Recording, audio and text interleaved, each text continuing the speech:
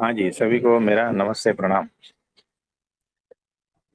तो किसी का कोई प्रश्न रहेगा तो बताइए। प्रभु जी, अ, अगर क्रोध से रिश्तेदार या कुछ भी रिलेटिव हमारे दूर चले जाते हैं, तो क्या हमें, अगर वो हम पर आरोप करे या झूठे आरोप करे, तो भी हमें चुप ही बैठना चाहिए क्योंकि वो हमसे दूर ना चले जाए इसलिए, या तब बोलना चाहिए हमें? देखो कैसा है कि आपको वो रिलेटिव चाहिए अपनी जिंदगी में तो चुप रहो। अगर आपको वो रिलेटिव अपनी जिंदगी में नहीं चाहिए तो कोई बात नहीं, वो चले जाएंगे, है ना। अगर इस तरह से आपने किया तो आपके पास कोई व्यक्ति बचेगा ही नहीं, फिर आप अकेले हो जाओगे, है ना। तो यहाँ पर समाज में व्यवस्था कैसी है कि आपको कुछ हद तक तो सहन करना ही पड़ेगा, कुछ हद तक तो समझदारी आपको को ही रखनी पड़ेगी।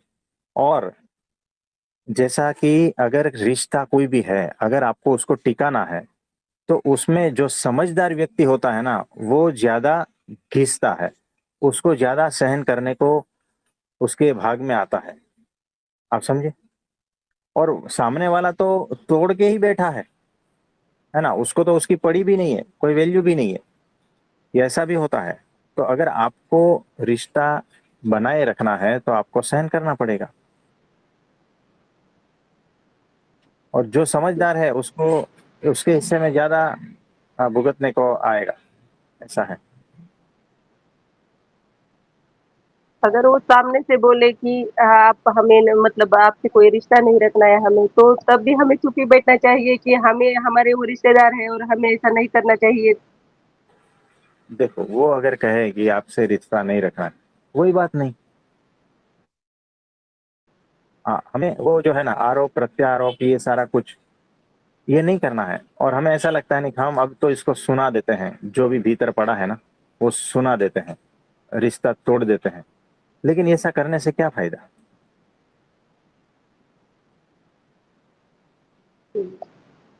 है ना। तो समझदार बनना है।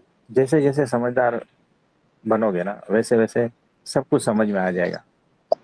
हमने देखा है कुछ लोग जो है ना वो रिश्ता तोड़ के गए हैं, फिर कुछ साल बाद वापिस आ गए हैं, क्योंकि उसे पता है कि हमने कोई रिएक्शन नहीं दिया, है ना।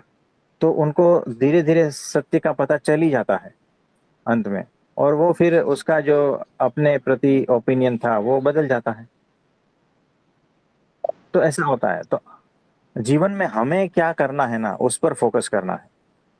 लोग क्या क्या कहेंगे, लोग फिर ऐसे कहेंगे वैसे कहेंगे, रिश्ता रखेंगे नहीं रखेंगे, ये सारा जो है ना झंझटबाजी में फंसोगे तो आपका समय जाएगा, आपकी ऊर्जा जाएगी, आपका फोकस हट जाएगा।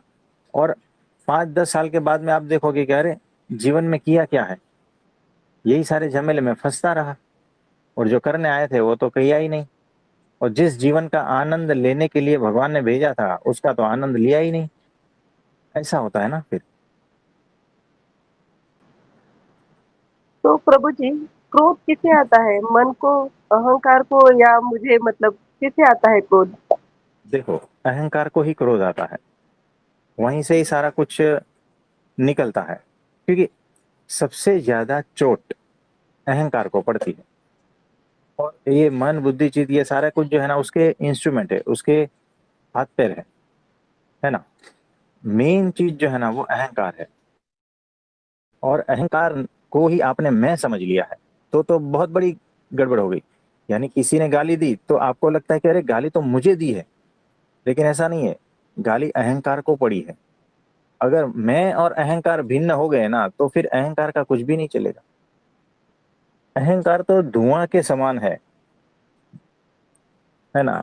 उसका कोई अस्तित्व वैसे नहीं है, लेकिन ऐसा ठोस दिख रहा है ना कि सारा कुछ उसी का ही अस्तित्व है।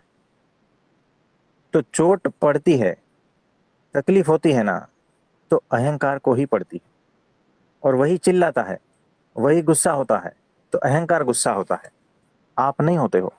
और आपने अपने को अहंकार से जोड़ लिया तो आपको ऐसा लगेगा कि मैं ही गुस्सा कर रही हूं, ऐसा लगेगा।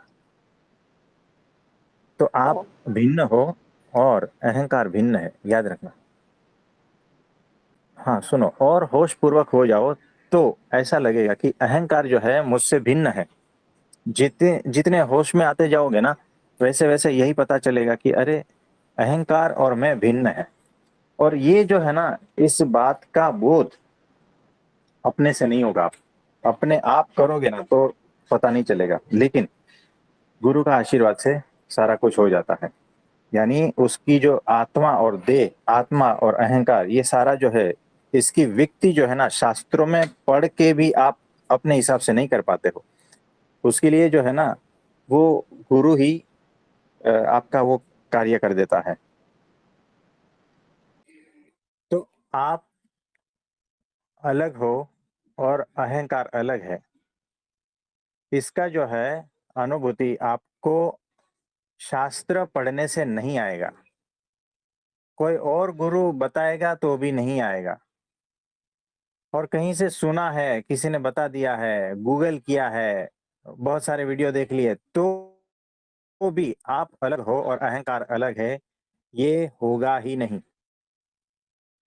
वो तो जब अक्षर ब्रह्म सत्पुरुष आपके जीवन में आएंगे, जो माया से पार के हैं, उसके सानिध्य में ही वो अनुभूति आपको होगी कि आप अलग हो, भिन्न हो, और अहंकार भिन्न है। ये तभी संभव है, तब जो है भिन्नता दिखाई पड़ेगी। आप समझे? हाँ जी, तो आज के लिए इतना ठीक है। आप सभी को मेरा नमस्ते, प्रणाम।